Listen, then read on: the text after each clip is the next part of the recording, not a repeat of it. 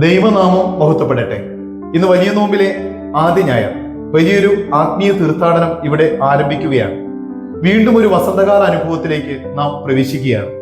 വേദഭാഗം വിശുദ്ധ യോഹന്നാൻ ശ്ലീഹ എഴുതിയ സുവിശേഷം 2-ാം അധ്യായം 1 മുതൽ 11 വരെയുള്ള വാക്യങ്ങൾ. ഇന്ന് നമ്മുടെ മനസ്സ് യാത്ര ചെയ്യുന്നത് കൽഭരണികൾ ശൂന്യമായ കാനാവിലേക്കാണ്. അവിടെ യേശുവും യേശുവിന്റെ അമ്മയും യേശുവിന്റെ ശിഷ്യന്മാരുമുണ്ട്. അവിടെ വീഞ്ഞിന്റെ കുറവ് മൂലം ഉണ്ടായ വലിയ പ്രതിസന്ധിയുണ്ട്.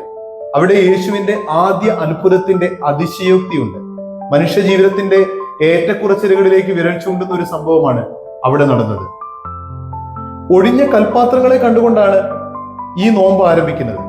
വലിയ നോമ്പിൽ ഒഴിഞ്ഞ പാത്രമായി നമ്മെ തന്നെ സമർപ്പിക്കുവാൻ തക്കവണ്ണം നമുക്ക് കഴിയണം.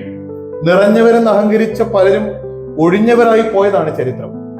നോമ്പിൽ നോമ്പാനുഷ്ഠാനങ്ങളിലൂടെ, ഉപവാസത്തിലൂടെ, കുമ്പിട്ടുള്ള ആരാധനയിലൂടെയൊക്കെ ആത്മീയ അനുഭവങ്ങളുടെ പുതുവീഞ്ഞുകൊണ്ട് നിറയുവാൻ തക്കവണ്ണം നമുക്ക് കഴിയണം. ഹൃദയത്തിന്റെ ശൂന്യതയെക്കുറിച്ച് നമുക്ക് ബോധ്യം ഉണ്ടാകണം. അവിടെ നിരന്തരം ദൈവസ്തുതി ഉയരണം. ആത്മീയ മൂല്യങ്ങളെ ആവോളം, ആത്മീയ അനുഭവങ്ങളെ ആവോളം കോരി നിറയ്ക്കുവാൻ തക്കവണ്ണം ഈ നോമ്പിൽ നമുക്ക് സാധിക്കണം.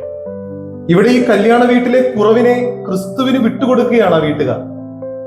സങ്കീർണമായ ജീവിത പ്രശ്നങ്ങളാണല്ലേ ഓരോ കുടുംബവും മുന്നോട്ട് പോകുന്നത്. നമ്മുടെ കുറവുകൾ, വേദനകൾ, നൊമ്പരങ്ങൾ, പ്രയാസങ്ങൾ ഇതൊക്കെ ക്രിസ്തുവിന് നമ്മുടെ ജീവിതത്തിലേക്ക് പ്രവേശിക്കുവാനുള്ള വാതിലുകളാണ്. അവയെല്ലാം ദൈവത്തിന് വിട്ടുകൊടുക്കാൻ നമുക്ക് കഴിയണം. നമ്മുടെയൊക്കെ ജീവിതത്തിലെ പ്രശ്നപരിഹാരത്തിന് ക്രിസ്തു മതിയെന്നേ. ഇവിടെ ആ വീട്ടുകാർ മാതാവിനോടും മാതാവ് ക്രിസ്തുവിനോടും പറയുകയാണ്, നമ്മുടെ ജീവിതത്തിലെ കുറവുകളെ മാതാവിന്റെ സന്നിധിയിൽ സമർപ്പിക്കുവാൻ, നമ്മുടെ ജീവിതത്തിലെ കുറവുകളെ ക്രിസ്തുവിനോട് പറയുവാൻ തക്കവണ്ണം നമുക്ക് സാധിക്കണം. യേശുവിന്റെ കൽപ്പനയാൽ പച്ചവെള്ളം ഹർഷപുളകിതമായി മേൽത്തരം വീഞ്ഞായി പരിവർത്തനപ്പെട്ടതുപോലെ നമ്മുടെ ജീവിതത്തിലെ കുറവുകളെ ദൈവസന്നിധിയിൽ സമർപ്പിക്കുമ്പോൾ, ദൈവം നമ്മിൽ പ്രവർത്തിക്കുമ്പോൾ കുറവുകൾ നിറവുകളായി പരിവർത്തനപ്പെടും. അതിനായി നമ്മെ തന്നെ ഈ നോമ്പിൽ നമുക്ക് സമർപ്പിക്കാം. ദൈവം അനുഗ്രഹിക്കട്ടെ. ആമേൻ.